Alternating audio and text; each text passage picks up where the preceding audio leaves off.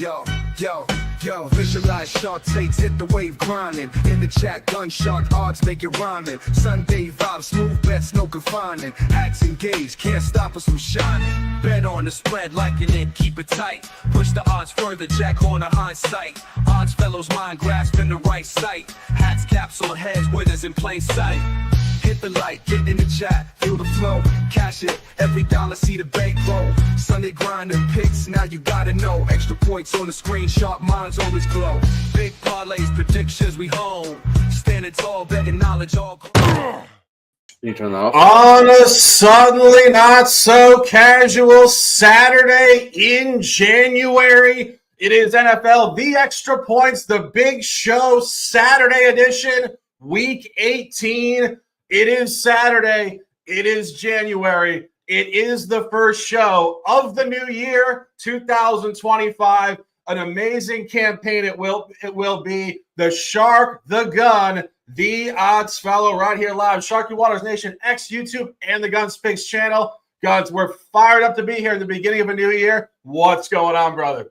Hey, you know I'm fired up about my Irish going to the college football semifinals, baby. And I can't wait to get into a little bit of the NFL. We are going to open the book, and we're going to close the book on the AFC North, and we're going to know who's going to be the winner of the conference. The division, and we're going to know where Pittsburgh is going to be sitting at the end of the day. Also Baltimore. But let's get into the card. 2 games, actually, I got four plays today, so let's go into it. And we have the Odds Fellow joining us with the winter cap, looking a little bit blissful there in New York. What's going on, my friend? How you doing? Nice and cold in the Northeast. You got to prepare for that winter. We're out of the ski lodge. We made it out. We kept the hat on, though, and the Wi-Fi has improved. So good to see y'all. Absolutely. Of course, we will be back here tomorrow for the full Week 18 card, but the culmination of AFC North football 2024, 2025. They've been on Hard Knocks in season for 5 weeks, and we do suspect this was scheduled for this reason, to finish up on Saturday with all eyeballs on the Browns, Ravens, Bengals, and Steelers. 3 teams within 150 miles of each other. Incredibly competitive football. We got revenge games. We got numbers, tons of narratives, and we got a bunch of officials. 4:30 ESPN, Browns, Ravens, a historically big line. -20 for a lot of reasons. Throwing it to the Gun for the first half. I have the game. He also has the game. We have a lot of officials. Guns picks. Talk to me on the first half. Yeah, I love the game on this one. It's going to be a collaboration with the Shark, but I'll let him talk about the game. I'm going to talk about the first half of this one. When you break down these 2 teams, who wants it more? You know Baltimore does. They want to win the division, and you got a Cleveland team that, well, what are they playing for? The first pick in the NFL draft. Understand this is a motivational game on a couple reasons. One, it's a revenge game, right? They lost 29-24 as a 7.5 point road favorites, and now they're sitting here at 19.5, 20 point home favorites. Tells you everything you need to know. Baltimore has also been great as a double-digit favorite. Only one sample size on that one. That was against the Giants on the road, where they won and covered 35-14 to 17 point road favorites. But looking at the first half, I think this is the way to play this game the best. They're ranked second in the league in first half performances. They have a plus 5.5 point differential overall this season, and at home they get even better with a plus 6.8 point differential at home. And then you got to look at Cleveland on the other side. They've just been awful. Not having Jameis Winston as the quarterback has been a detriment to them. They had DTR. Now they're going to put in Bailey Zappi, the Zapsters, coming in today. Without Jameis in the lineup, the 2-game sample size, they trailed 17-0 to Cincinnati. They trailed 6-3 in the first half against Miami. But understand, Miami did not start Tua. They started Tyler Huntley, and they still had the lead at halftime. Cleveland in the power rankings in the first half are ranked 31st in the league. So you have polar opposites of each other as far as domination in the first half. And then you see the line here. I found there's 10.5s out there. If you go to FanDuel, now it's peeping up to 12 and 13 in the first half. Gives you everything you need to know. Anything above 60% of the weighted line from the first half into the game, that is a huge chunk taken out there. Tells you everything you need to know. And then you got to look at the total correlation in this one. The total sitting here at 41, 42, 40, I think. Tells you everything that says Cleveland's may not even score in this game, and you're just going to have complete domination here from Baltimore. So I think they dominate here, especially in the first half. They come out swinging, Fast track at home, last home game of the year. I love it here. Give me Baltimore, not only on the game minus 19.5, but also the first half. And I found minus 10.5 on FanDuel, a little bit of juice, minus 120 as the play. Yeah, jumping off it. In terms of the first half, we talk about this all the time. When you see that heavy line split, that is the books telling you this is where Baltimore comes out. And it's not just in the division. This is almost every single week. This team is one of the best first half teams in the league. Love the gun at minus 10.5 in the first half. And jumping off the game side here, as we said, this is the final game of the season. We are data abundant. We're in the division. We got a lot of stuff going on. This is where this division seems to be finding Cincinnati and Baltimore skyrocketing upward and Pittsburgh cratering downward. And these teams have played a ton of games against each other recently. Baltimore is 3-0 ATS last three. Did cover at the Giants, did hammer Pittsburgh, and did hammer Houston on Christmas Day. Significant margin in all their recent games, totally rounding into form. And I think as a line corollary for the game, they did lay 16.5 points on the road at the Giants, adjusted 3 points to home. That is minus 19.5, today's line. So on that same weight point on the road, they did cover at the Giants on what was a historically strong road line there outside of the division. And as I mentioned, going back to Saturday, week 16, December the 21st, 34-17 against Pittsburgh. Revenge game against Pittsburgh. And you look back on this matchup, bizarrely, surprisingly, uncannily, Baltimore did lose week 8 at Cleveland, 29-24. It was Jameis Winston's first game. He had just replaced Deshaun Watson. He was hyping up the guys. He was preaching to everybody, and he played his best game in years, throwing for 334, 3 touchdowns, and key point, 0 interceptions. Well, Jameis has cratered since then, and so has Cleveland, now on their 4th string quarterback. I was actually kind of surprised to hear this earlier this week. I thought they were kind of just letting DTR run through the rest of the year to see if he had any upside for next year. But I was just saying to the guys off the record, these teams are never going to come out and say they're tanking. When they throw Bailey Zappi off the practice squad, that is them telling you they're tanking. And as Guns mentioned, the number 1 pick is wide open at this point. The Giants inexplicably beat the Colts last week. And then all of a sudden, here you are in week 18 with 4 teams at 3-13. And it's very interesting stuff. Tennessee is favored over Houston this week. New England is a very short home dog to Buffalo, +3. And the Giants are a very short road dog to Philadelphia at 2.5 or 1.5. The books think all 3 of those teams are going to win this week. And they have Cleveland at +20. This is a historical blowout line. And one interesting point on Bailey Zappi, obviously came up from Western Kentucky to the New England Patriots the last couple years. This guy is 5-0 ATS in his career as a starter on the road.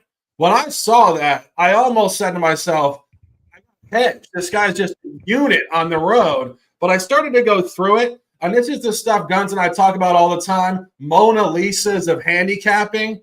He somehow caught 5 teams who were all significantly underperforming against the spread. Just going through it very briefly. 2 years ago, Aaron Rodgers' final campaign with Green Bay. Patriots got them on the road. Packers were underperforming. Jacoby Brissett Browns 2 years ago. Mitchell Trubisky Steelers last year. Russell Wilson Broncos last year, and the Bills last year in week 17, 27-21 loss, a tight one when the Bills were in the middle of a 3-9 ATS stretch themselves. This is a total opposite scenario. This is a massive revenge game for Baltimore. And one final point on this, 20-point favorites in NFL history started out 1-6 ATS first 7 in the past 30 years, 2-0 since. And we don't usually talk about this historical stuff, but we always talk about when the books lay a line and then the books stay the course with a line. These are such rare lines because you don't see these type of lines in the NFL. when it starts out 1-6 and books don't say, okay, basically nobody's ever going to cover a 20, but they keep putting it out there at 20 in these unique spots, and then the teams start covering, this is where it should sustain upward movement. Absolutely love this spot. 4:30 in Baltimore. Lay down the hammer. All capacities. Let's go, Ravens. Anthony Latino, any comments or officials? Have we talked you onto anything? I'm pretty aligned. I mean, I was trying to get there on the first half and was just annoyed with myself about the line movement. So I may wait and play it just to see if they don't cover that spot and then double down a little bit in the second half, because I ultimately think you're going to see a team that gets there, right? The motivation's there.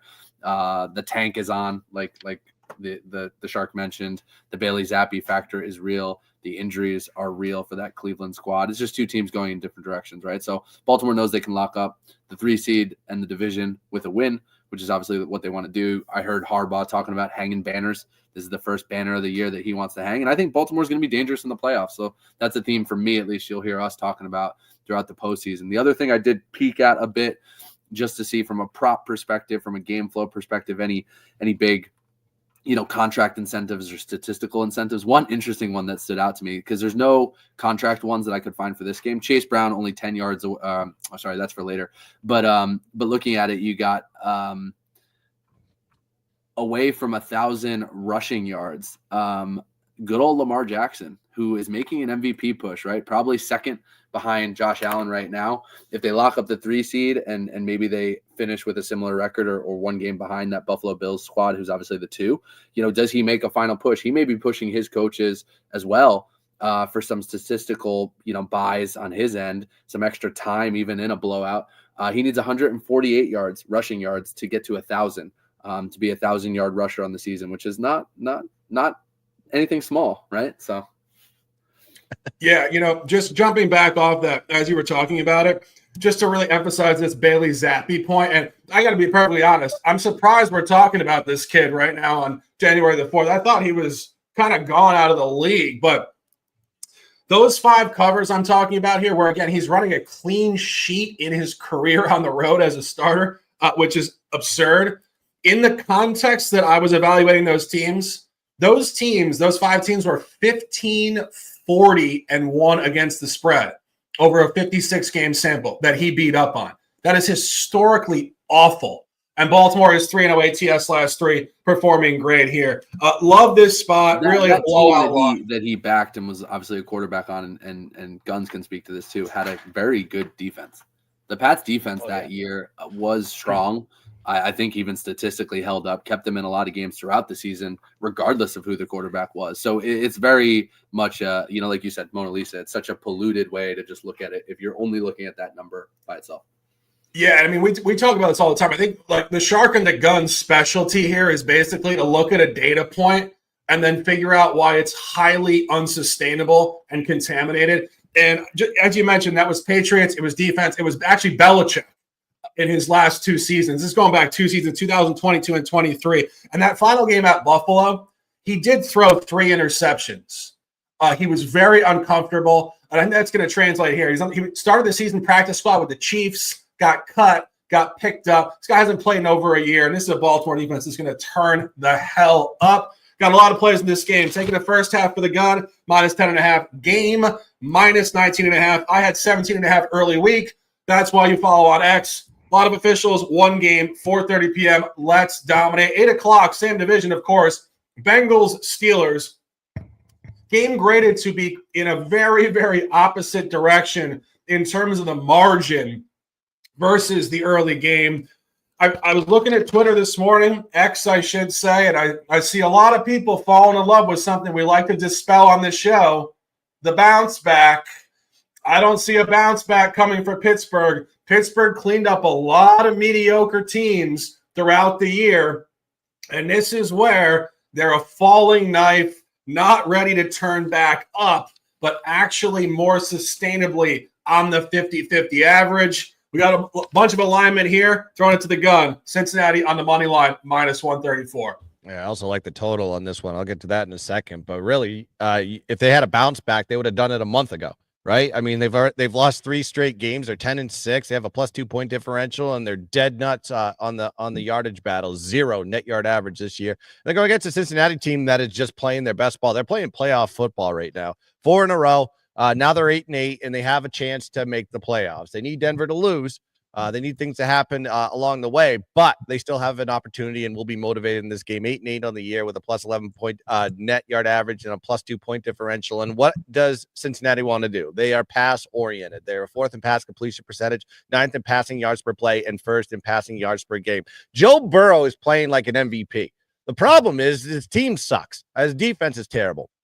And so it's not discredit to him. It's discredit to the defense for the most part, but you have a Pitt defense that is susceptible of giving up yardage in the passing game. They're 20th in opposing yards per play, 23rd in opposing pass yards per game. This is not your average, or your regular type of Pittsburgh defense that you've seen in the past. And like Shark said, this team is regressing. Last 4 weeks, they've lost the yardage battle in 4 straight games and been outgained by 100 yards or more in 2 of those games. And then you have Cincinnati off 4 straight wins. They've won the yardage battle in 3 out of the last 4, 6 out of the last 8 games.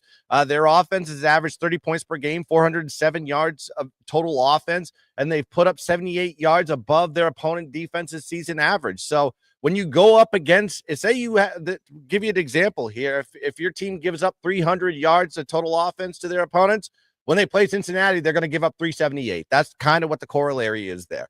Then you got to look at Cincinnati. They're just more motivated in this spot. And it's going to be one of those lines that you may want to buy now, because if Baltimore hypothetically dominates, wins that game, what does Pittsburgh have to play for here? Really nothing. Maybe some positioning as far as the playoffs are concerned, but I think that game is going to have a huge impact. Yes. Yeah, I think they can still fall out of the 5th or 6th. So they still technically needed to lock up a favorable matchup against the Texans, but yeah, at that point, it'll be more situational than it will be winning the division. So there may be you may see some line shifts if once game 1 ends.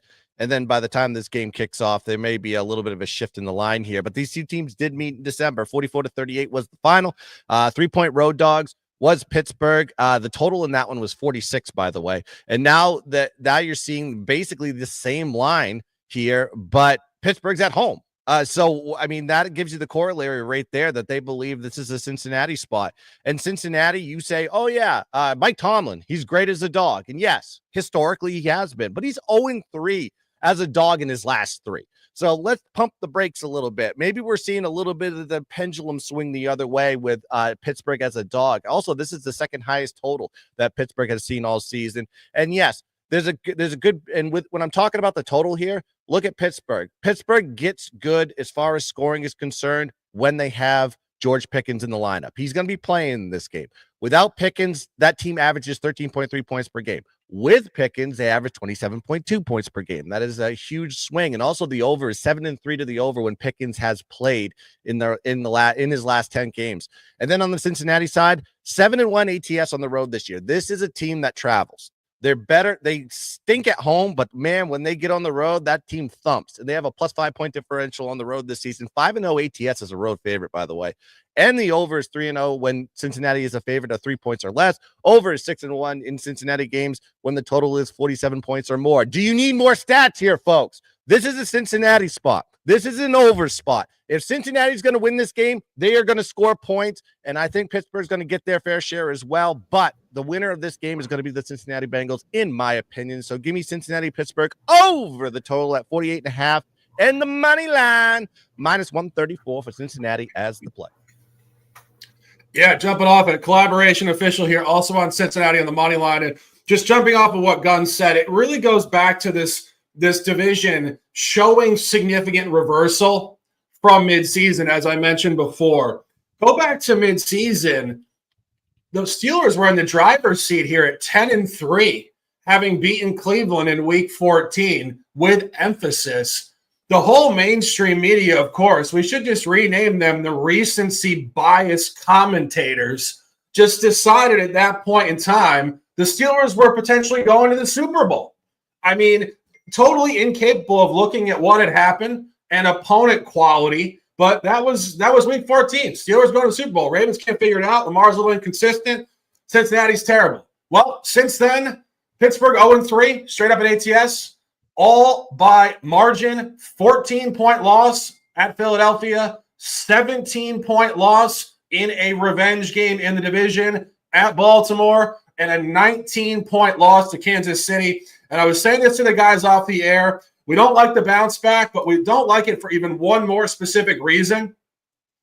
Due to the Hard Knocks scheduling the last 5 weeks of the season leading to this finale on Saturday for this division, I suspect, this is unconfirmed, but I do suspect the scheduling was shifted a bit. So when these teams were being featured on Hard Knocks, they played each other a lot. And Pittsburgh's closing schedule here, to be perfectly honest, it doesn't get much more brutal than this. This is their last game of the year, of course. 6 of their last 8 games have been played in the division. And then other 2 games were Philadelphia and Kansas City. And as we said, this is one of, if not the most consistently competitive divisions in football in recent times. When you got to play 6 out of 8 weeks against these guys, it just takes a toll on your body, and I think even more importantly, on your mind. I think this team is just drained emotionally from week after week after week of these games. And if you guys recall, the scheduling for these teams going back previous weeks was just brutal, having to play on Saturday and then on Christmas. It's just a gauntlet. I don't think they have much left. And if you actually look at what Pittsburgh has already done this year, they've split with Baltimore and with Cleveland. And this is what happens in a division like this. It's hard to beat a team twice. And as we said, Cincinnati has all the momentum in the world. They lost tons of coin flips early season. They're 4-0 straight up in ATS last 4. They're not a sell high because this team is a hell of a lot better talent-wise than 8-8. They just got back to the mean. They should continue to skyrocket, where Pittsburgh at 10-6 can technically still keep coming down to a lower mean. And as Guns mentioned, Cincinnati has to win this game to get to the playoffs. We don't know if they're going to do it. We don't really foresee Denver losing to Kansas City tomorrow, but they have to win. Pittsburgh doesn't have to win. And if you actually consider what I just said about the fatigue for these players, it's very, very possible they know they have to play next week in what's going to be a battle of a wild card game. They need to recover. This is not where they're going to overexert. This is where Cincinnati's in the last game of their season potentially. Pittsburgh, it is not the last game of their season, guaranteed. So Pittsburgh is not going to be putting this type of effort on the field. And one final point on this, talking about schedule and talking about some of this dispersion stuff, Pittsburgh's 10-6 plus 35-point differential. Cincinnati's 2 games worse, 8-8, a better point differential, plus 36. And you get the revenge game, and you get line functionality, as Gunn said. That game in Week 13, Cincinnati was laying 2.5 at home. They opened at -3 on the road. I always want to emphasize this. When you see 2 games in one season in pro football, it's always in the division, unless it's in the playoffs. The only time you get actual matchup data from the same season, when books have Cincinnati a heavier favorite on the road than they did at home, don't fade that and don't put that into your repertoire. Pittsburgh could win this game. I'm just telling you going forward, take note of it. Do not fade the line in the division. And this is Week 18, all divisional games. Love Cincinnati to continue this upward movement. Great stuff here, 8 o'clock. Take the money line at -130, and let's dominate. Anthony, any comments?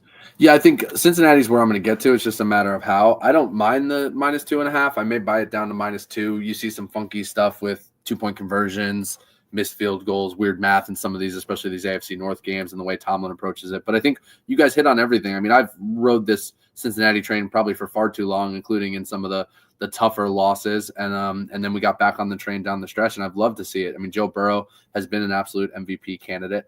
They've turned up. They know they have to take care of business. And I think Tomlin's saying all the right things. It's like we don't talk about tanking conversation. Tomlin is out there saying, we're going to play. We're going to have our guys ready. But if it really doesn't matter and they do need to get right mentally, I mean, this team is on a slide, right? So I'm going to get there on Cincinnati. So that'll be a 3-way in some fashion. I think if you guys can get a good money line number, obviously that's shifted a little bit as the lines continue to move. And I do think the look on the over is right. I mean, this Pittsburgh defense just isn't right. During this slide, during this stretch, take the Pittsburgh-Baltimore matchup a few weeks ago in Week 16, 34-17. Baltimore put a hurting on them, right? That total closed at 45.5. Week 13, these two teams, right? Guns mentioned it, closed at 46.5, 44-38 final. Even the last two, the only reason I'm not betting it pre-flop, full disclosure, and I don't think you're necessarily going to get this with the way these two teams match up statistically, but when the Steelers played the Browns, that game was 27-14, so obviously hits 41, and then 27-13 against the Eagles. So their other, losses and wins down this stretch, finishing a little bit low where that number is today. That's largely because of the Cleveland offense in that first matchup, right? They weren't going to get anything going and keep up. And then what the Steelers did on offense against both the Chiefs and the Eagles was continue to shoot themselves in the foot in these games. So the Chiefs-Steelers game closes 29-10, right? So you're seeing similar marks around that 39-41 mark. In this game, I think you'll get both offenses turning up, where in those others, I think Pittsburgh, especially in the Eagles and Chiefs game, they continually shot themselves in the foot with turnovers or failed red zone attempts, and that's what kept those totals even a little bit lower. I was on the Chiefs-Steelers over, and I still would make that play again tomorrow. So I'm going to get there on Bengals. I lean over, and let's see if we can make this interesting for Joe Burrow and get this guy in the playoffs, right? It could be 3 AFC North teams. Yeah, I mean, I got to say, different conversation. I do not like the Chiefs to beat Denver tomorrow, so I do think Denver will take care of business. But nonetheless, I mean, I'm looking at – we'll talk about this tomorrow, but I do want to go on one further point here just regarding the schedule and the quality of losses and the context of losses for Cincinnati versus Pittsburgh. Cincinnati has 8 losses this year, 7 by 1 possession. 7. Unreal. And tight ones. 1-point loss at the Chiefs, 1-point loss at Baltimore, a 1-possession loss, primetime Sunday Night Football at the Chargers, and, of course, a 1-possession loss at home to Pittsburgh, where if you look at Pittsburgh has a handful of losses recently, as I mentioned, by 14, 17, and 19. I can't emphasize this anymore. The fatigue at the end of this gauntlet for Pittsburgh is massive, and I really do not see them having a lot of energy left here today. We have a ton of energy left. We'll be back here tomorrow for over an hour. We got a ton of divisional games, actually all divisional games, which is where I love to eat and the gun loves to eat, and we have a ton of official plays, and I know Ant's going to dive into the lab tonight and come up with a handful of officials. Week 18, a lot of narratives in Week 18 I see within the media, on X, other social media platforms. Nobody cares. Backups. We can't figure this out. Guys, it's the only time of the year you get all games that are a second matchup. Welcome to the party of information, of numbers. We love it. And I will be in there. We'll be in there tomorrow with, I believe, probably like 15 to 20 officials this week. And the last few years, just applying numbers to these weeks, incredibly profitable stuff. Going to sign off on that, guys. A bunch of officials here. Hope you guys are dominating Saturday, the first one of 2025. Guns and I were just talking about it. We got 200 college basketball games, NBA tonight, a bowl game in the Bahamas, and a doubleheader with NFL. It's a great time to be alive. We appreciate you guys immensely. Sending you guys amazing vibes. Gun 4 top plays. Baltimore first half, Baltimore game, Cincinnati money line, and the over 48.5. I'm on Baltimore minus 17.5 posted on X early week, 19.5 now. And the Cincinnati money line. And Ant, I believe, is collaborating with us on the Cincinnati money line. I'm already getting hyped up for tomorrow morning's show, 10 or 10:30. We will post and mark it to you guys and let you guys know what's going on. Appreciate you guys immensely. Have a great Saturday. Guns picks. Close them out with some words, and let's dominate. Yeah, shout out to the chat. Just want to remind everybody, I put it in the chat. Appreciate everybody. Don't forget, tomorrow, 10 a.m., we're going to be breaking down the Sunday Slate like Shark alluded to, and we're going to have the three-way again, Fatal. And it's the last one of the season. It's the last regular season. We will have plays that pay the bills. Guaranteed that. And I just appreciate everybody in the chat. And make sure you check out all the content that is on the Guns Picks channel. Check out all the content that's on the Shark Waters Nation channel and follow us on X at Guns Picks, at Shark in Sports 88, and the underscore of all underscores odds fellow. I can't even keep track of it all, but just follow us all on X, and appreciate everybody that's joined us. Let's cash some tickets. Let's dominate the boat. And as always, let's keep dancing. Kabang!